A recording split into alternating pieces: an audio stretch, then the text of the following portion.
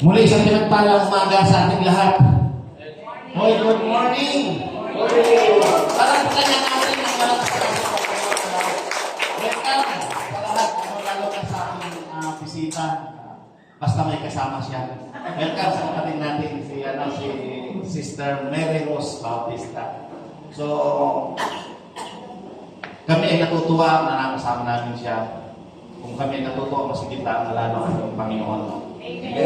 Laksa-laksang mga yan sa kalangitan ang nagdiriwang kapag may mga kapatid na bago na nakasama sa pagananambahan. Ano po? So, umaga po nito, ako lang ba nakakapansin? Parang pahirap na pahirap ang buhay, Ramdam nyo ba? Hindi naman. Alam nyo, mga kapatid, ang buhay natin, laging nag-uumpisa sa ating isipan. Nag-iisip tayo ng mga bagay-bagay na minsan wala namang kasagutan.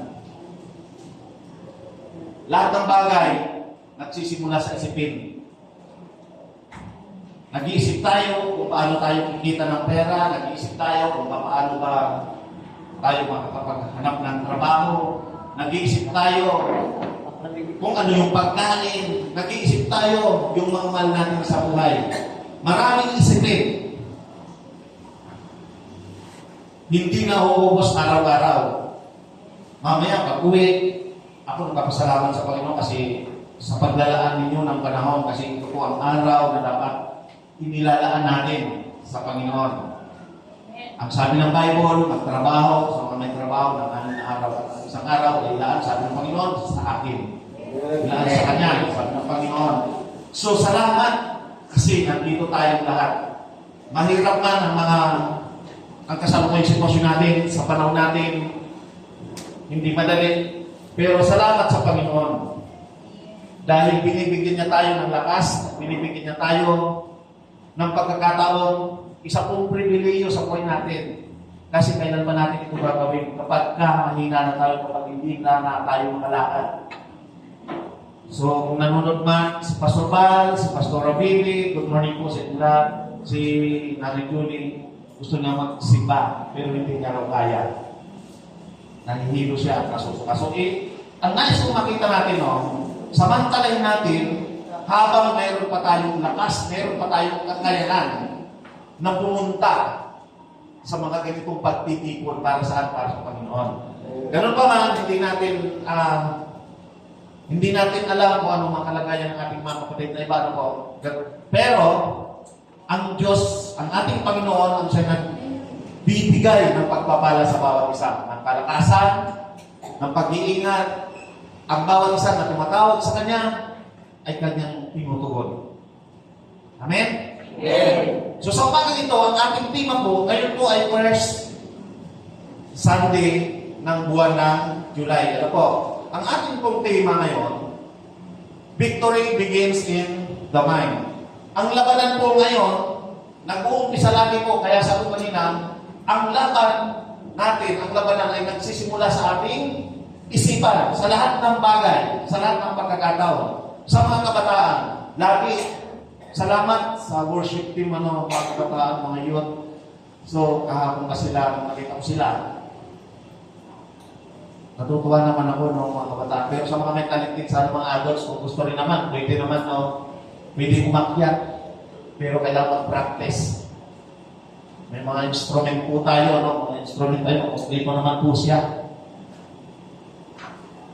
Pero may mga youth naman tayo, pero kung may mga adults din na gustong mag-perform o gustong magpagamit kay Lord para magamit ang mga talento, open po ang ating ministry, mga ministry. Marami pong ministry tayo. Worship ministry, men's ministry. Ang men's ministry, kumusta, Wala tayong president. Si kapatid na rin, anong posisyon mo?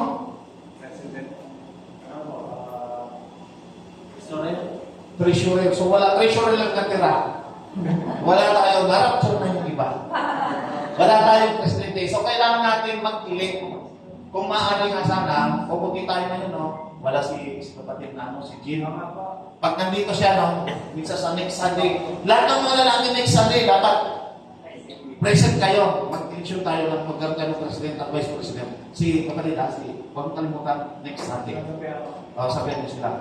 At si brother, Nick Tali, yung mga, sabihin mo, walang absent sa para kasama sila sa men's, para magkaroon ng picture taking. Kasi ang women's ay, marami sila. Tayong men's, wala tayong president at ang ministry. Marami pong ministry tayo, no? Men's ministry, women's ministry, meron tayong youth ministry, kids ministry, evangelism ministry, wala po tayo sa evangelism ministry.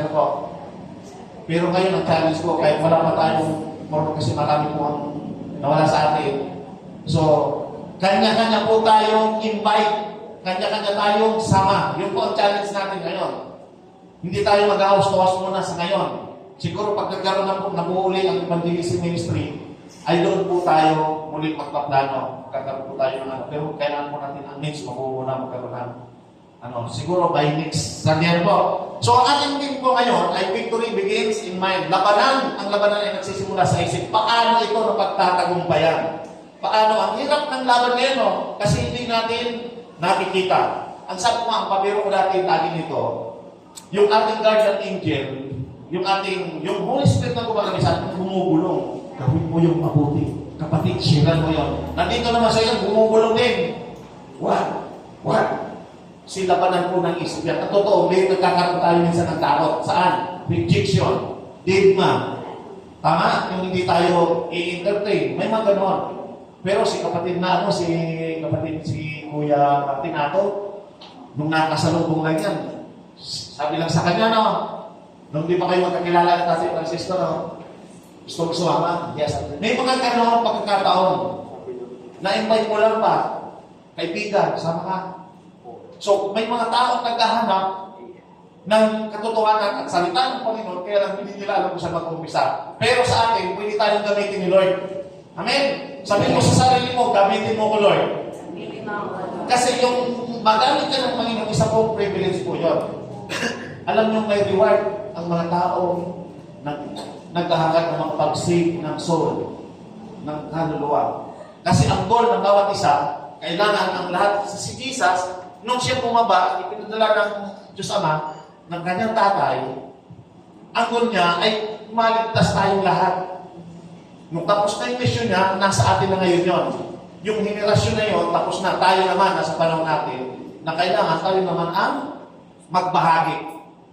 So ngayon, ang sabi dyan, labanan ng isip. Sabi ni Pablo, ang sabi, sa unang ay, 2 Corinto chapter 10 verse 4 to 5, kasi siya naman, medyo nahirapan talaga ako sa salamin ko, sa pagbabasa. Sabi nito, ang sandatang ginamit namin sa pakikipaglaban ay hindi sandatang makamundo, kundi ang kapangyarihan ng Diyos na nakapagpapabagsak ng mga kuta, sinisira namin ang mga maling pangangatwiran. Ginagapi namin ang lahat ng pagmamataas laban sa kalaman tungkol sa Diyos at binibihan namin ang lahat ng isipan upang matutong sumunod kay Kristo. Yun po yun, kaya labanan ng isip.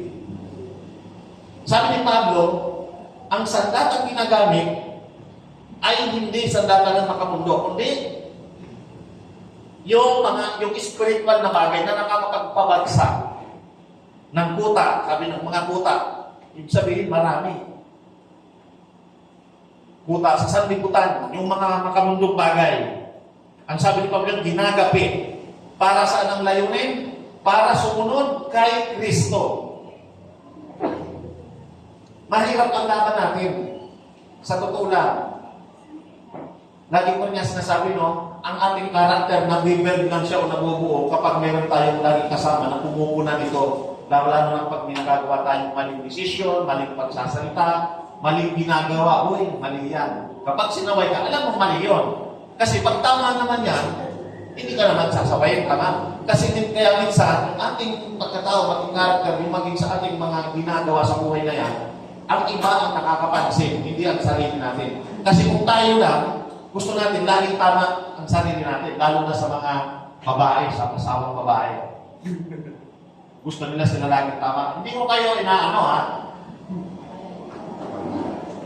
Pero ito, yung gusto nila sila laging tama. Pero napupuna ang pagkakamali kapag merong iba nakikinig o nakakapakinig. At least, merong nagsasabay ka, na i-correct. Kung sino dito yung mga asawa na laging tama? O, yun yung umimig, no? Pero, magpasalamat tayo kapag mayroong taong nagko-correct sa atin. Kahit ako, medyo sa una, pag kinurek ka, parang may pride ka, no? Parang ayaw mo tanggapin. Pero pag naisip mo, nga pala, no, mali pala ako. So, hindi kabawasan, hindi nakakapagpababa ang pagko-correct, ang pagtanggap sa ating sarili. Doon natin unang naranasan yan. Bakit? Kapag natuto tayong tumanggap at ibaba natin, magpakumbaba, no? Ibababa natin ang sarili natin. Ang sabi nga ni Pablo, nabibihag ka. Natututo tayong sumunod. Hindi lamang sa ating kapwa, sa ating mga leader, kundi maging sa Panginoong Hesus. Natututo tayong sumunod doon. Kasi hindi natin tayo sumunod kay Kristo kung yung ating kapwa, yung ating mga mansawa, hindi natin kaya magpakumbaba sa kanila. So, iyon po ang nais ipakita sa atin ni Pablo. Ang sabi dito, no, ang maraming pagkatalo ay nagsisimula sa maling pag-iisip. Mali. Una po kasi nakikita natin, takot, pag-aalala, pagdududa, galit, kawalan ng pag-asa. Minsan ganun po tayo pag sa mundo natin ginagalawan.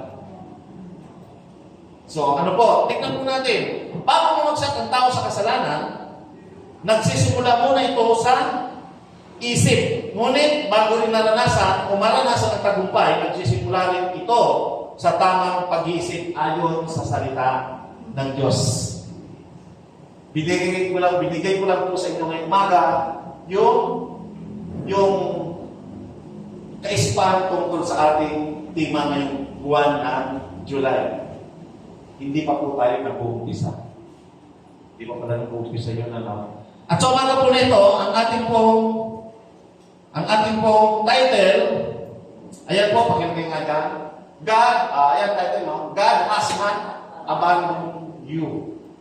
Ang sabi dyan, hindi ka kailanman iniiwanan. Ano ganit nun doon sa, ano ang connection nun doon sa, ano, sa victory begins in the man. Di ba? Kasi, hindi natin kayang lumaban kung tayo lamang. Kung hindi natin ipapaubaya sa Panginoon ang lahat ng ating gagawin, ang ating plano sa ating buhay. Kaya titignan natin kayo, ang ating text, Deuteronomy chapter 21 verse 6, ang sabi, magpakatatag kayo at lakasan ninyo ang inyong loob. Huwag kayong matakot sa kanila, sapagkat sasamahan kayo ni Yahweh na inyong Diyos. Hindi niya kayo iiwan, ni pababayaan man. Bago po ako magpatuloy sa aking sermon, panandalian tayong magbuo ng ating mga ulo at tayo po ay manalangin. Dakilang Diyos, aming Ama sa langit, nagpapasalamat po kami sa umaga na ito. Tunay nga o Diyos na kami ay walang kakayanan, lalo na sa laban ng espiritual. Kaya naman o Diyos, bilang mga anak mo, amin pong ipinagkakatiwala ang aming buhay, ang aming mga layunin sa buhay sa iyo. Sapagkat ang lakas namin ay tanging ikaw lamang ang Panginoon. So umaga na ito, ang iyong mensahe nawa, maisa puso.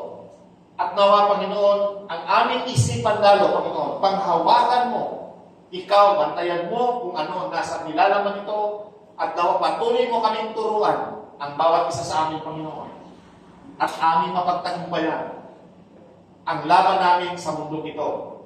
At ikaw ang makita, ikaw ang magliwanag sa bawat buhay. Salamat po. Nawa ikaw ang mataas sa bawat buhay. At ito po ang dalangin sa pangalan ni Jesus. Amen. Amen. Ang sabi dyan, sabi magpakatatag kayo at lakasan ninyo ang inyong loob. Huwag kayong matakot sa kanila sapagkat sasamahan kayo ni Yahweh na inyong Diyos. Hindi niya kayo iiwan, hindi pababayaan. Napakagandang verses, no? Isang verses lang, pero napakagandang verses nito. Kasi nga, nandiyan na halos lahat. Kaya nga, ang title natin is, God has not abandoned you. Hindi tayo naiiwan. At saan pa? Hindi tayo pababayaan. Pero, may sinabi din siya, kailangan lang lakasan natin ang ating loob. Pero ang totoo, kahit malakas ang loob natin, may kahinaan tayo. Lalo na pag dumaranas tayo ng mga pagsubok ng buhay. Lalo na sa mga nakakaranas ng sakit. Lalo na yung mga taong nakakaranas ng mga, sabi natin, balubana. Halimbawa, stage 2, stage 3. Pero bago yung maranasan ng tao, para maiwasan yun, dapat magkaroon ng disiplina. At magmumula na naman yung sa ating isip. Kailangan marunong mag-control ang ating isip. Halimbawa, may mga pinagbabawal na nasa iyo. So, ang isipan natin, kailangan magkaroon na tayo, dapat nakatayo sa isip, dapat ito, hindi ko ito pwedeng gawin. Kasi baka kasama ito sa atin. Kaya may mga pagkakataon na hindi natin kontrolado. Tama? Amen. Lalo na doon sa mga senior. Kanina may mga nagpapatutuwa, no? Natutuwa naman ako. Ang sabi ng isang nagpatutuwa kanina, kung napakinggan ninyo lahat, sa tingin niya, siya na ang pinaka, ano daw? Ito naman kayo. Huwag naman ganoon. Pinakabata. Yung pinakabata. At siya yung pinaka-dalaga. Dalagang Pilipina. Natawa ako, pero masaya mo na. Bakit? Ang Biblia po, sabi ni Pablo, yung mga hindi na nakapag-asawa, sabi ko sa mga Korinto, ilaan na lang nila ang kanilang sarili sa Panginoon. Sa Panginoon. Tama mo yung kanyang sinabi. So, napakalino po niyan. Bakit? Mas magagamit siya ng Lord. Makikita ang kabutihan ng Diyos sa buhay niya. Pero kung hindi naman, gusto pa mag-asawa, pwede naman, di ba? Ikaw paligaw, kaya parang hirap ng kunin yan eh. Lalagang Pilipina, tama. Ang dalaga natin dito, nagkakayan yan. Pero wala nung yung video ha, dalaga ang pinag-usapan. Pero, sabi ni Pablo, kung maaari, ilaan na lang sa Panginoon ang kanilang buhay. So, malinaw din po yan, kaya wala po ano sa mga dalaga, hanggang ngayon dalaga pa rin. Salamat sa Diyos. Kasi mahal din sila ng Panginoon. At may plano rin sa kanila ng Panginoon. Lahat ng tao, may kanya-kanyang plano ang Diyos. Ang sabi nito, no? Lahat tayo, next slide. Lahat tayo ay dumaraan sa mga panahong puno ng takot, pangamba, at kawalan ng katiyakan. Maaring ito ay may kinalaman sa pamilya. Minsan may mga ganitong tao, nawawalan na sila ng pag-asa. Bakit ang buhay namin hanggang ngayon, ganito pa rin? Nagsisikap naman kami. Sa dali, minakausap ako, ini-invite ko siya, kahira dyan, worker dyan. Kanina lang, nagkukulit ko, parang ayaw mo na nga dito sa Luzon, gusto ko sa Davao. Saan ko, pinagkanin ko, gusto ko sa Davao. Tagalong ka ba, hindi po. Maayos ba doon ang, parang mas maayos doon, sabi niya. Pero hindi siya taga Davao. Sabi ko, meron pa naman para medyo maging mas ang buhay. Asa lang tayo kayo, sabi ko sama kasama sa church. Kaya rin, hindi naman pwede kasi duty siya ngayon eh. Sabi ko, next, pag wala nga duty, punta ka sa church. Kasi wala naman tayo yung pwedeng panghawakan kahit mahirap ang buhay, kundi ang lumapit tayo at lumapit sa Panginoon. Wala na itong ibang opsyon. Kasi, ang mga nagtitiwala sa Panginoon, may ipinangako po ang Diyos. Ang sabi nga dito sa ating text, hindi tayo pababayaan. Magpakatatag nga lang tayo. Lakasan natin ang loob. Kasi sabi na, kukwento siya, no? Ang sabi nga, halos yung kanyang kinikita, sinasabi, wala naman natitira. Tama po yun. Magkano lang naman ang sahod ngayon, tapos bibili ka ng... Isipin mo sa tansa na, bumili ng tinapay, nakulat pa yung may bahay. 10 piso ang isang munay na maliit lang siya. Tapos dyan, yung isang dyan, no? Maliit mo si Brother Tours, kumuha ko ng isang yan. Grabe naman, parang sumubra naman yata ang weight na ngayon. Nakapiraso na lang. So yung parang pag-iisipin mo yung, ang pera parang wala na rin halaga. na may hama ka ng 1,000, parang ang halaga niya parang 100 lang. So, sa may mga kapatid dito, no, na sabihin natin na nahihirapan tayo sa buhay. Ito, sasabihin ko rin po sa inyo, kaming mag-asawa, wala rin po kaming trabaho. At kung mahirap ang buhay, totoo kung mahirap ang buhay. Pero ang tanong, bakit ba tayo nakakapagpatuloy sa araw-araw nating buhay? Isa lang po ang sagot ko doon sa aming mag-asawa. Ang isa lang namin pinanghawakan, yung pangako, itinangako ng Diyos, na kapag tayo nagtatrabaho kay Lord, si Lord ang bahala sa atin. Dapat siya bahala sa atin. Sa kanya tayo. Pero sa pamasa. Yes po. Yun po ang ipinangako ng Diyos. Ang sabi ng Bible, malinaw po, no? Ang mga ibon, hindi rin nagtatrabaho. Pero pinapakain siya. Pinapakain sila ng Diyos. Pero hindi naman tayo mga ibon. Gusto niyo ba maging ibon? Huwag naman, no? Baka mamaya may sabay ba na parating tayo eh. So may mga ganon. Ang prinsipyo, kailangan lang nating magpakatatag. Minsan, ang sabi diyan, maaaring may kinalaman, yung mga pinagdadaanan sa buhay, maaaring may kinalaman sa pamilya, kalusugan, kabuhayan, o ministeryo.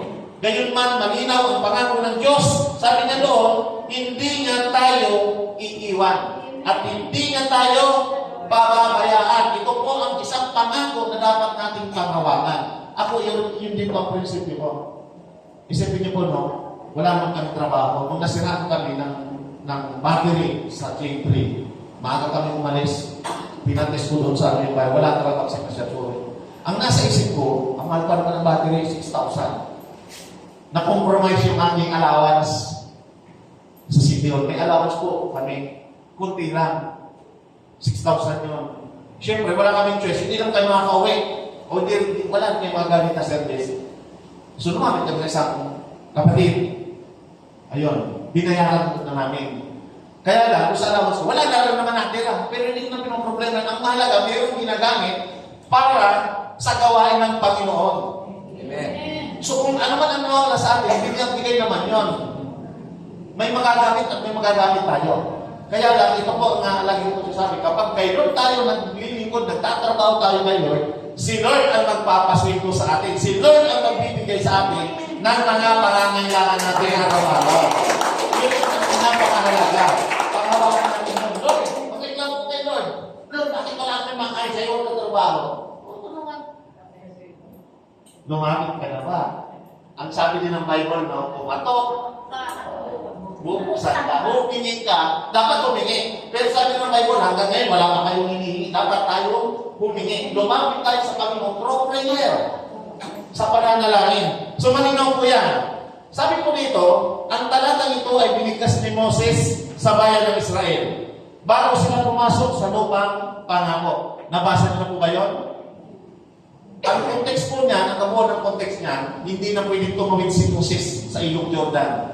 Kasi pag tumawid ng Ilog Jordan, promise na. Yan yung Israel. Nung time na, patanda na rin si Moses. Kaya doon, sabi ng Diyos sa kanya, hindi na ikaw. Ang magiging leader na doon ay si Joshua. Kaya sabi ka, ang talatang ito ay binigkas ni Moses sa bayan ng Israel bago sila pumasok sa lupang pangako. Bagamat malapit nang mawala si Moses, bilang kanilang pinuno, tiniyak niya sa kanila na ang presensya ng Diyos ang magiging kanilang lakas at sandigan. So napaka-linaw po niyan na kahit wala na si Moses ang unang pinili ng Diyos, mayroon ipapalit. Maging sa atin, kaya ako, sa KOTC Church, maaaring darating ang panahon na ako ay mawawala rin kasi tumatanda tayo. Sa pastor din, maaaring mawala yan. Pero mayroong ulit itatayo ang Panginoon para maging taga-pamamunan dito. Dahil ang kanyang gawain, ang iglesia nito ay sa kanya to. Lahat tayo piling gamitin. Alam niyo ba sinabi ni Jesus sa mga apostol? Kung walang magsasalita sa inyo, maging ang bato ito, siya ang magsasalita para mangaral. Gusto niyo yun, yung mga bato dyan sa labas nagsasalita. Hoy, magsipa kayo. O diba? Pero tayo ang pinili ng Panginoon. para magdala ng kanyang mensahe.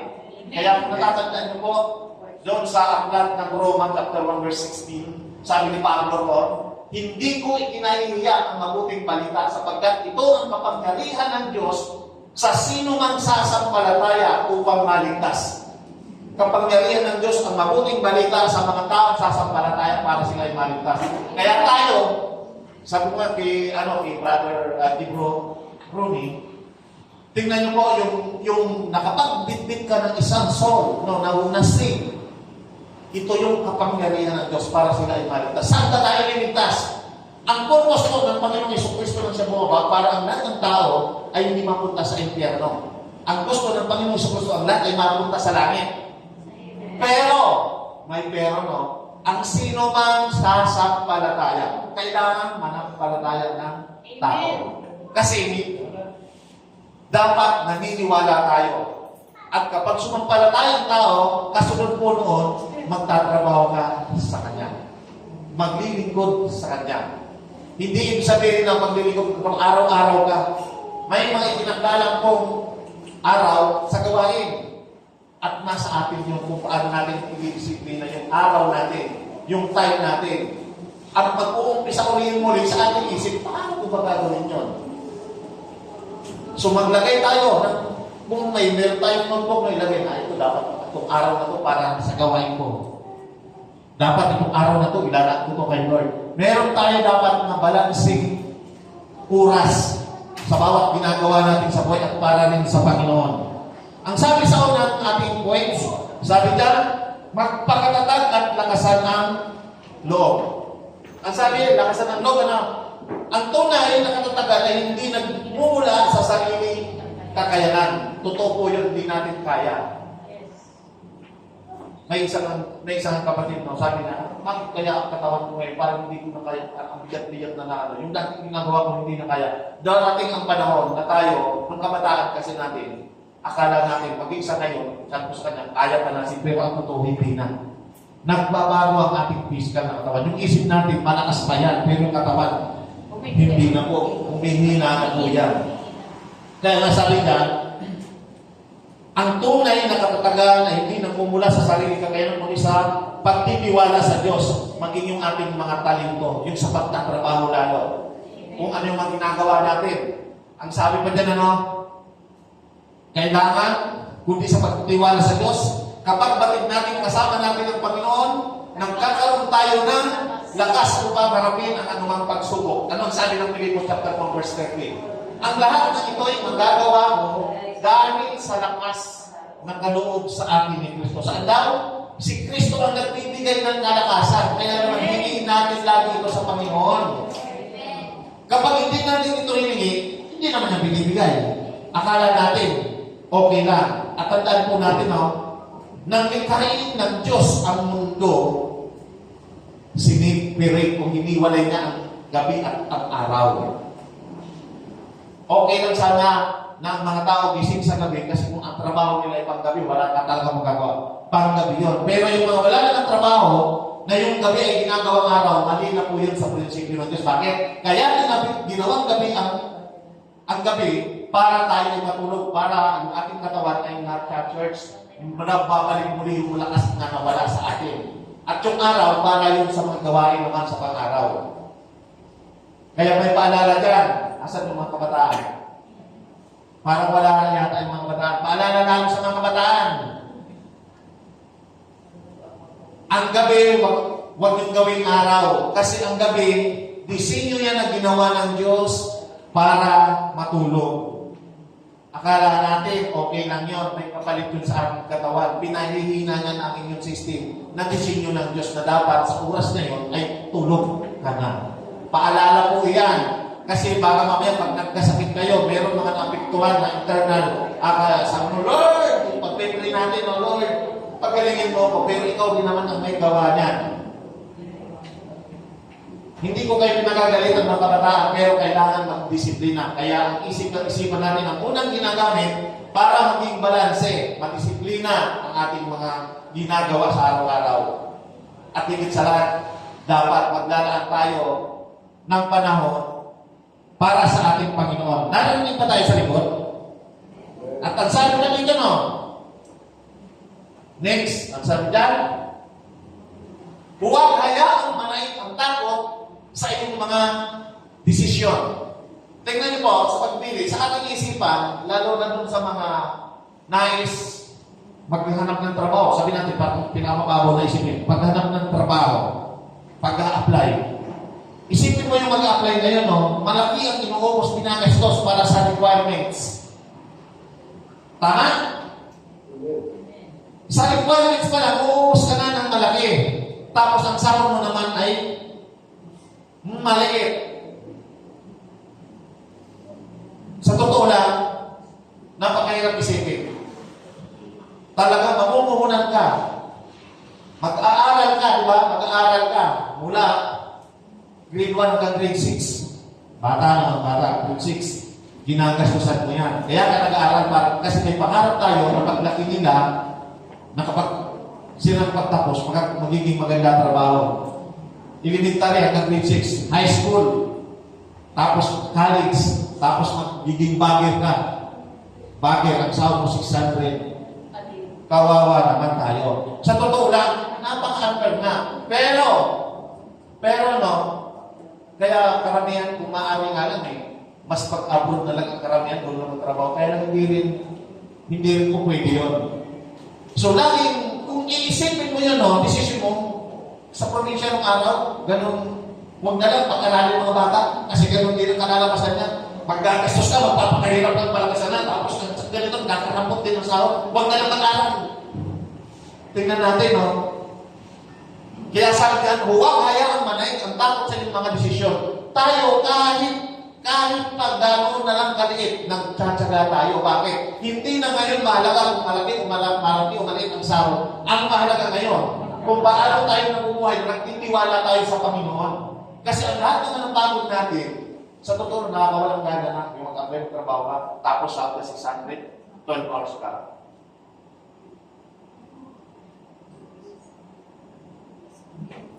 Sa mga nakakaranas po ng ganyan, wag po kayong panghinaan ng loob. Gawin, parang isipin na lang natin, stepping stone nyo yan. Kasi yung experience ninyong yan, doon kayo matuto kung magpalag sa pera. Tama? Mas pinapahalagaan natin ang pera kung paano yan gagamitin. Kung hanggang maaari lang mo, gamitin natin yan sa ating paglilingkod sa Panginoon. Kung paano ba yun? Hindi ko sinasabing ibigay sa Panginoon, kundi gagamitin ninyo sa inyong sarili ng tama. Kaya laging balanse po ang pag-iisip natin. No? Ang sabi pa dito, no? Saling piliing magtiwala sa Diyos araw-araw. Kasi ang Diyos, pag nakikita na naman na tayo ay mahusay sa mga bagay-bagay, lalo na sa Kanya, may mga ginagawa ang Lord na hindi natin namamalayan. Bigla na lang, hindi naman ayudahan mo, hindi naman ayudahan yan. Bigla na lang may mga pribileyo kang natatanggap na pwedeng lumaki ang sahod or maging pwedeng umasinso, umayos ang buhay. May mga pribileyo kong gano'n. Ang sabi pa na, next slide tayo. Ang sabi, huwag matakot. Saan tayo huwag matakot? Ang sabi sa Oswin, tandaan mo ang biling ko, magpakatatag ka at lakasan mo ang iyong loob. Huwag kang matakot o mawawala ng pag-asa sapagkat akong si Yahweh na iyong Diyos ay kasama mo saan ka man magpunta. Isa lang po iyan po, tingnan niyo po, no? Iyan verses po na yan.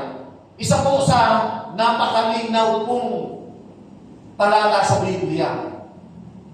Na anuman, sabi ni Diyos ngayon, siya pumalit kay Moses. Yung tumawid sa ilog Jordan, si Moses hanggang doon na lang siya sa bundok bago tumawid ng Jordan, ng ilog Jordan. Si Josue na ang nagpatuloy. At sabi ni Josue, tandaan mo ang bilin ko.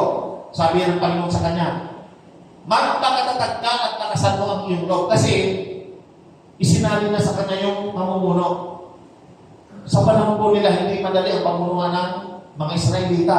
Napakatitigas ng ulo nila. Tayo ba, hindi? Sabi mo sa katabi mo, walang matigas ang ulo dito.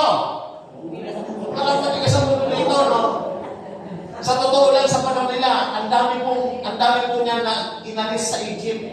Sa panahon doon sa Paraon. Dahil natin ni Moses yung dagat na po ang dami na. Pero pagdating doon sa wilderness, o doon sa disyerto na yon, nung lumalakad sila sa anong wilderness, no, ang daming nagreklamo doon. Ang daming matitigas ako. Gumawa pa sila ng sinampa nila. Ang nangyari, halos yung mahigit kalahati ay namatay doon. Nabiyak ng lupa, hinain silang lahat. Kasi gumawa sila ng kanilang siyasaba. Yan po yan. Kaya sabi ng Diyos kay Josue, sabi niya, lakasan mo ang iyong loob, huwag kang matatakot o mawawala ng pag-asa sapagkat akong si Yahweh na iyong Diyos ay kasama mo saan ka man magpunta. Ito po ay isang napakagandang mensahe sa atin. Kapag naglilingkod tayo sa Panginoon, ano man ang gawin natin, basta nasa layunin tayo ng Panginoon, kasama natin siya, ano man ang ating gawin. Yung ano man lakad natin, saan man tayo magpunta, maliwanag po yan, kasama natin ang Diyos. Sino gusto samahan ng Panginoon? Mamaya, parang pagkanayan ng Panginoon. Iyan mga kapatid, hindi na yan basta sinabi sa Biblia. Iyan ay ipinangako ng Diyos. Paulit-ulit na pinapalala ng Diyos sa kanyang mga anak, ang sabi ka, next yan.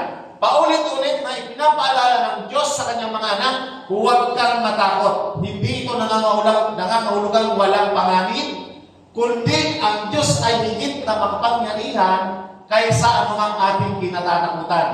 Kapag ang Diyos ang kasama mo, hindi ka kailanman nag-iisa sa iyong pakikipaglaban. Kaya kung ano ang pinagdadaanan natin sa buhay, tandaan natin na kasama natin ang Diyos. Halimbawa, matuwid na tao ka. Matuwid na tao ka. Meron sa iyong nangaaway, meron sa iyong humuli, huwag ka nang gumati. Hayaan mo na yun. Si Lord ang kalaban niya, hindi na ikaw. Amen? Kaya yung mga bagay-bagay na ganoon, kalimutan na. At ipagbigay na lang natin yan sa Panginoon. Amen? Lahat ng bagay na hindi maganda, hindi makabuti para sa atin. Sabi nga ng isang pastor na tumayo dito sa atin last month, magpatuloy na tayo sa paglalakad. Huwag nang lilimunin ang nasa likuran. Baka maging asin pa tayo. Amen. So, yun po ay isang malinaw na paalala sa atin na kailangan focus tayo sa Panginoon. Focus tayo sa ating mga goal sa buhay. Ano man ang ating layunin sa buhay, pagkatiwala natin yan sa Panginoon. Amen? Ano man yung mga layunin natin, kailangan. Kasi ang laban natin ay hindi na natin laban. Laban na yan ng Panginoon. Ang ikato. Yeah. Next. Sabi ka, sasamahan ka ng Panginoon. Wow. Lagi kasama. Bakit pa ulit-ulit? Kasi wala naman tayong magagawa dahil talagang kasama natin ang Lord. Amen. Kaya pag tayo ay may gagawin, Lord, di ko to kaya. Naanday lang si Lord. Sa totoo lang ako, no? Sa kabuuan ng gawain dito sa Imusan ko. Hindi ko rin iniisip o hindi ko hinahangat na maging ako ganito sa ganyan pero napasama na po ako doon. Sa totoo lang, iniisip ko noon, yung takot ko, wala akong alam. At saka hindi ko naiintindi maraming bagay na hindi ko nauunawaan. Pero pagdating ng panahon na ito, mas marami na tayong bagay na natutunan tungkol sa buhay. Pagpapahalaga sa lahat. Mahirap, pero kailangan natin maunawaan na mayroong mensaheng ibinibigay si Lord sa bawat isa sa atin na ang buhay ay hindi madali. Pero kapag kasama natin si Lord, nagiging mas madali na. Amen. Sa totoo lang, maraming tao na hindi tayo tumayo dito. Yung mga kabataan natin ngayon, sa biyaya po yan ni Lord. Ang prayer naman natin, lagi, lalo mga prayer warrior, ang prayer natin, ang mga kabataan ay gamitin ni Lord. Sa totoo lang, wala naman tayong kakayanan. May labas yung kanilang mga talento, yung kanilang maghit para magamit.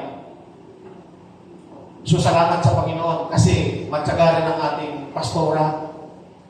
Nagtsatsaga sila dito lagi. Kahit minsan wala ako dito, no? Kasi minsan may mga gawain dito sa labas. Kaya sa kay Pastor Jim, kasi laging nandito rin. Palakpakan natin ang Panginoon sa buhay niya.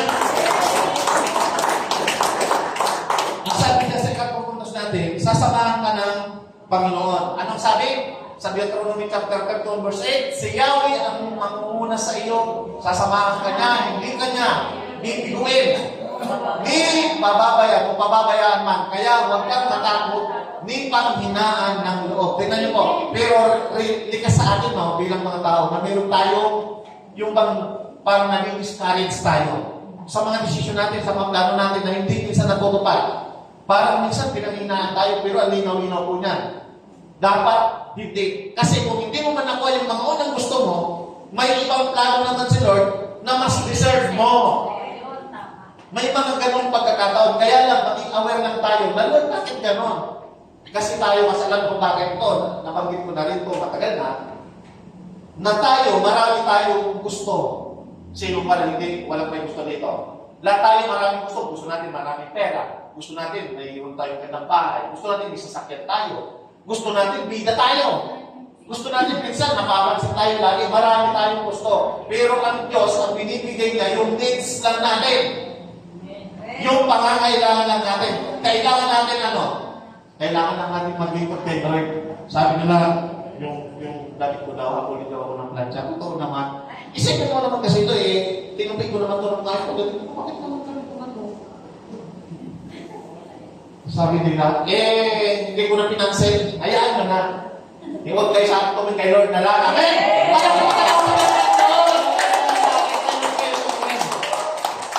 Kasi sabi dyan, huwag kang matakot di panghinaan ng loob kung ano man ang mga pinagdadaanan natin sa buhay.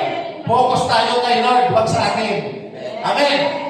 Ayan, next slide. At sabi dito, ang presensya ng Diyos ang isa sa pinakamalalaking pagpapala sa buhay ng mananampalataya. Tingnan niyo po yung presence, ang sabi lang yung presensya, ito po yung Holy Spirit. Ang pinakamalaking biyaya natin, kahit makakaroon natin, kahit wala tayo ng lahat ng anuman sa mundong ito, basta kasama natin ang Diyos, isa na sa pinakamalaking pagpapala. Bakit? Ang sabi, magkakaroon ng malalakas na lindol, ng mga kalabidad dito, magkakaroon ng mangyera, ang totoo po, sa kahirapan pa lang, hindi na tayo ligtas. Pero pag kasama natin ang Diyos, hindi naman tayo magugutom. Amen! Hindi tayo magugutom mga kapatid. Hindi rin tayo makakano. Kasi meron tayo gabay. Amen? Amen. Ang sabi na dito, maaaring magbago ang mga tao at tayo iiwan. Ngunit ang Diyos ay nananatiling tapat at hindi nagbabago sa bawat luha, kabiguan at pagsubok, kasama natin siya. Amen. Doon pa lang po sa mga mensahe na yon. Ako po iniisip ko yung Lord, lahat ng bagay wala naman kami. Lalo pag minsan, nakakaranas, hindi natin po, hindi na maranasan yung mga pagsubok or trials sa buhay. Pero ang lagi natin iniisip, bakit ko po problema nyo? Kasama natin si Lord. Sa totoo lang, lagi tayong pinanghinaan at ang isipan natin, lagi ito nakakaisip, lalo na kapag may mga karamping dinaramdam tayo. Halimbawa, may mga tao na mamana yung kanilang sakit. Ang paalala ko lang po ay ito, ang sakit ay hindi po yan mamamana. Pwede po yan maiwasan. Ang una po, ito po, medyo masakit po ito. Maaaring yung iba na makapakinig ay hindi sila sang-ayon. Sa totoo lang, may isang pastor nagsabi nito na ang isang pamilya, ako naniniwala din po ako dito, kahit sa aming pamilya, may nagsabi nito na ang Biblia na po ang mismong nagsasabi na ang isang pamilya para makalaya sa sumpa o curse, kailangan sumampalataya sa Panginoong Hesus para lumaya sila sa sumpa. Alam niyo mga kapatid, ang pamilya namin doon, sa amin lang mga kapatid sunod-sunod halos namatay ang mga kapatid ko. Pero nangyari yun nung nag-uumpisa pa lang ako sa paglilingkod. Kung kailan ako umaating-ating na ng Bible study, kung kailan ako naging leader ng church na ito, dito sa church na ito. Naging leader ako kung kailan ako nag-uumpisa gano'n at kung kailan ako naninindigan, saka naman sila nagkasunod-sunod. Namatay ang ate ko, namatay yung sinundan ng bunso, yung bunso, nasundan, yung pamangkin ko, namatay, yung bayo ko, nagkasunod-sunod sila. Lord, ang tanong ko, nakakalungkot. Ang tanong ko, Lord, ano ang nais mong ituro sa akin? Masakit po iyon. Pero may mga binigay si Lord na paliwanag sa Biblia. Parte po yan ng paglaya. Parte po yan para ang pamilya makawala sa sumpa. So, ang sumpang yun, sa pamilya namin, putol na yun. Kasi sabi ng Bible, sa 10 Commandments pala, mayroong utos ng Diyos, 10 sa 10 Commandments. Ang sabi doon, may mga sisingilin siya ng kasalanan sa ilang lahi. Ikalawa, ikatatlo, ikaapat na sa ating lahi. So yung curse na yun, para makalaya doon ng mga tao, kailangan sumampalataya sa Panginoong Kristo.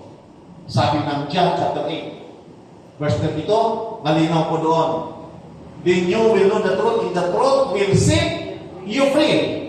Ang katotohanan ang magpapalaya sa lahat ng tao. Pero nakalungkot po yun. Ang sakit na nalamanan, lalo sa jeans, isa po yan sa mga curse or sumpa. Para mawala yan, manampalataya. Pangalawa, kailangan disiplina. Mag-iumpisa yun sa ating isip. Kasi, minsan sa isang pamilya, sa isang pamilya, ang pagkain ng isang pamilya, kapag ang luto ng isang pamilya, di ba, nagluto, halimbawa, sinigang.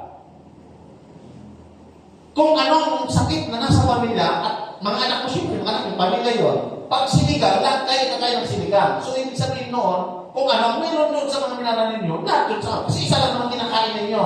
Pwede rin yung maiwasan. Di ba? Yung disiplina sa pagkain, yung routine sa pagkain. O halimbawa, sinigang tayo, hindi ako, gulay na lang ako. Sa mga tumatanda, nagkakaedad. Sa mga nagkakaedad. Sa mga nagkakailan, totoo lang. Minsan, masarap ang karne, pero minsan. Pero masarap pa rin yung magulay-gulay at isda, lalo sa mga nagkakaedad na. Ayaw niyo ng gulay? O yung gulay mamaya akin, ha? Pero hindi isda dala niya ni Sister Tess. At meron pa siya mangga. Meron siya mangga, hindi linggo. So, nanguha kami kahapon, tinikas namin yung mga natitira. So, tingnan natin, ang presensya ng Diyos ang isa sa pinakamalaking pagpapala sa buhay ng mananampalataya. Maaaring magbago ang isang tao o ang mga tao, sabi ka, at tayo'y pwedeng iwan, ngunit ang Diyos ay nananatiling tapat at hindi nagbabago sa bawat luha, kabiguan at pagsubok, kasama natin siya. Totoong mararanasan natin yun. Nandiyan ang Diyos. Hindi ba niya pwedeng pakialaman yung ating pinagdadaan? Kasi bakit natin minsan na magdadaan ng mga trials? Para tayo ay patatagin dito. Hinahayaan ng Diyos yan na mangyari sa atin yung mga trials o pagsubok ng buhay. Minsan, niluloob yan na mawalan tayo ng mga sa buhay para ang hirap na yung tanggapin nun. Halimbawa, asawa, anak, napakahirap na yung tanggapin nun. Pero tandaan natin, hindi hinahayaan ng Diyos na mangyari sa wala lang. Sa totoo lang, hindi lang naman kami at nawalan ng pamilya. Lalo na kami nung nawalan ng mga magulang, mga bata pa. Ang kapatid namin, sunod nung malimit pa. Napakahirap tanggapin at napakasakit. Lalo na yung dumaan sa kamatayan na hindi normal. Mas napakasakit. Pero, natatanggap natin yan dahil sa pag-ibig ng Diyos, yung kanyang pagyakap sa atin. Sa una, mahirap maunawaan, matanggap. Pero pagdating ng panahon, unti-unti natin iyan natatanggap. Dahil ang pangako na yan ay patuloy po yan, nagpapatuloy na sinasamahan tayo. Pag tayo nakakaranas ng pagsubok, lapit tayo sa Panginoon, tawag tayo sa Panginoon. Kapag tayo manunod, Lord, bakit ganito pakiramdam ko? Lord, pag ikaw na-bless, masaya ka, Lord, salamat sa lahat ng bagay. Lagi natin ina-address sa Panginoon. Kasi siya, pinahayaan niya ng Diyos na maranasan natin. So, yun ang pinakamagandang pangako ng Diyos. Next slide, please. Ang sabi dyan, hindi kanya iiwan. Iyan po yan ang isa sa pinakamaganda po niya. Ang isa po sa pinakamagandang ipinangako, hindi niya tayo iiwanan kahit ano ang nangyayari sa atin sa buhay natin, kahit sa mga oras na ito, o kahit sa mga susunod na panahon. Ang importante, patuloy na magtiwala tayo, patuloy tayo sa pagsunod, patuloy tayo sa paglilingkod. Amen. Amen? Palagpagan natin ang Panginoon. Sabi dyan, hindi tayo iwanan. Kapag sinabi hindi kayo iwanan, hindi po yan nagsisinungaling ang Panginoon. Ang ating Diyos, hindi po niya sinabi yan ng wala lang. Kapag sinabi niya hindi kayo iwan, hindi talaga mangyayari. Kaya sabi ni Jesus, si Jesus ang pinakamalaking katibayan na hindi tayo pinabayaan ng Diyos. Bakit? Next. Ayan, John 3:16, sabi, si Jesus mismo ang katibayan na ang lahat ng tao papunta na ng impyerno. Sabi ng Roma 3:23, subalit sapagkat ang lahat ay nagkasala at walang sino man ang nakaabot sa kalwalhatian ng Diyos. Ibig sabihin, papuntang impyerno. Pero dahil mahal tayo ng Diyos, sabi ng John 3:16, ibinigay ng Diyos ang kanyang bugtong na anak upang tayo ay magkaroon ng buhay na walang hanggan. Buhay na walang hanggan sa langit. Tingnan niyo po, si Jesus ang katibayan. Ang sabi, ibinigay ang bugtong na anak. At sabi pa ng Roma chapter 8 verse 32, kung ang sarili niyang anak ay hindi niya ipinagkait, sa halip ay ibinigay para sa ating lahat. Sabi dahil hindi kaya niya ibibigay sa atin ang lahat ng bagay. Anak niya na yun. Sa atin, hindi natin kaya isakripisyo ang anak. Pero ang Diyos, ibinigay niya. Kung handa siya isakripisyo ang kanyang anak, lalo na ang lahat ng bagay o pangangailangan natin sa buhay. Amen? So, ganun po tayo kamahal ng Diyos. Next slide. Ayan, malapit po tayo. Sabi niya, ibinigay ng Diyos si Jesus para sa atin. Hindi niya tayo hinahayaang mahulog sa kasamaan.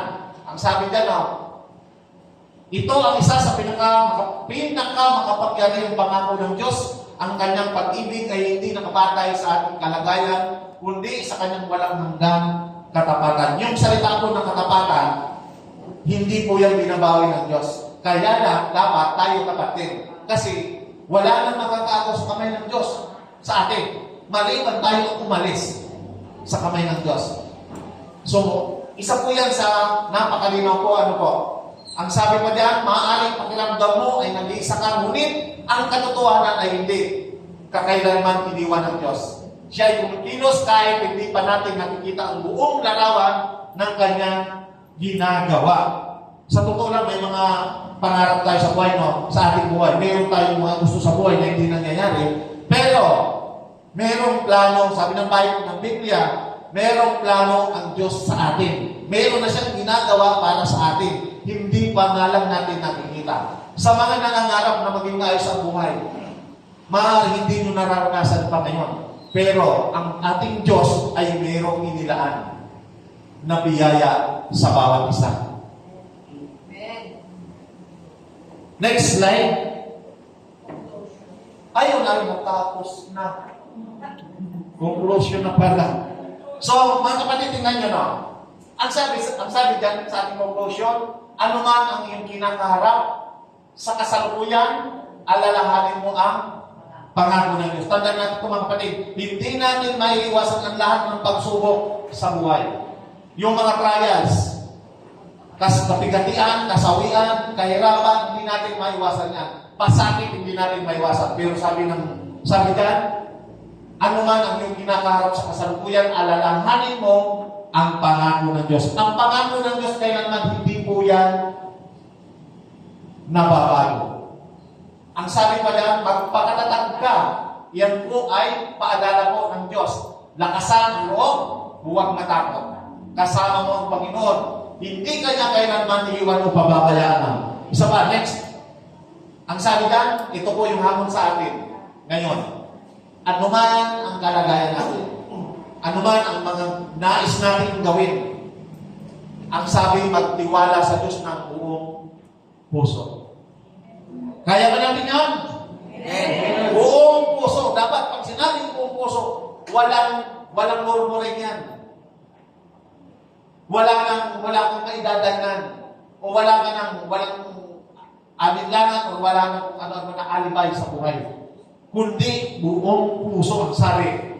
Ang Diyos na naging tapat noon ay mananatiling tapat ngayon at magpakailanman. Mababasa po natin yan sa aklat ng Pahayag o Revelation na kung ano ang Diyos noon, siya pa rin ang Diyos ngayon at sa mga susunod na panahon. Hindi po siya nagbabago. Ang kanyang sinabi kapag nais ng Diyos na pasasaganain ka, ibibigay ng Diyos. Kaya lang, may kasamang pagtitiwala at gawayon. So, dyan po tayo magtatapos. Tayo po tayong lahat.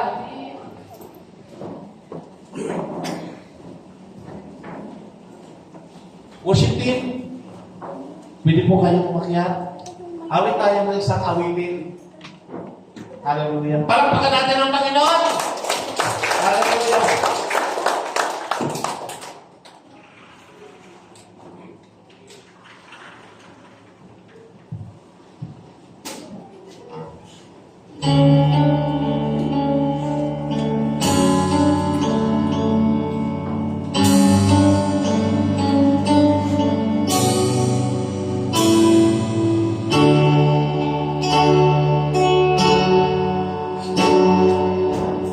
Yes, Lord. Hallelujah.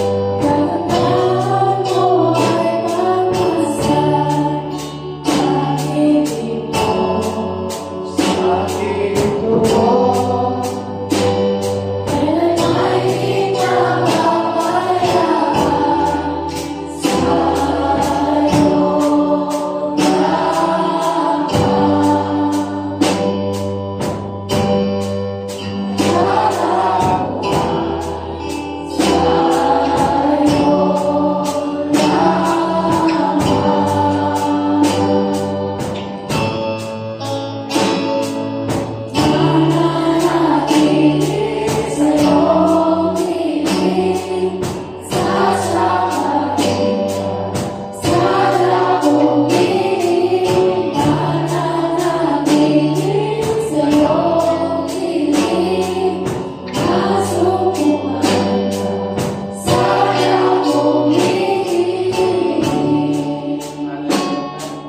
Yes, God, salamat Panginoon sa araw na ito.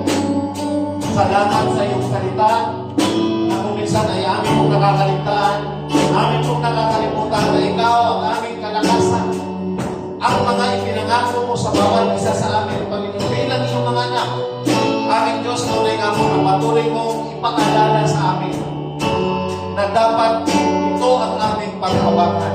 Dalangin namin Panginoon sa mga oras na ito. Na patuloy mo kami, Panginoon, na lukuban ng iyong abakbak, Panginoon. At kung hindi namin kaya, Lord, tulungan mo kami. Ipinapaubaya namin sa iyo. Gamitin mo ang bawang isa sa amin, hindi lamang sa pangaraw ng pananambahan, kundi maging liwanag din kami sa aming kapwa, Panginoon, sa aming mga kaibigan at sa aming kapamilya, Panginoon. Lord, gamitin mo, maintindi kami, maging patutunan ang buhay namin. Kapag sila man, Panginoon, ay makasama namin sa paglilingkod sa iyo. Ang lahat ng mga ipinangako mo, Panginoon, na kapag sa iyo kami naglilingkod, ikaw ang bahala sa lahat ng bagay sa buhay namin, Panginoon. Salamat sa mga oras na ito. Sapagkat ikaw ang aming Diyos na hindi nagbabago. Salamat, Panginoon, at nawa ang lahat ng bagay. Ikaw ang higit sa lahat ng ito. Salamat po, Diyos. Nawa, naparangalan ka namin, nadakila sa umagang ito. At salamat ang lahat ng ito, tinataas namin sa pangalan ng Panginoong Kristo. Amen. Amen.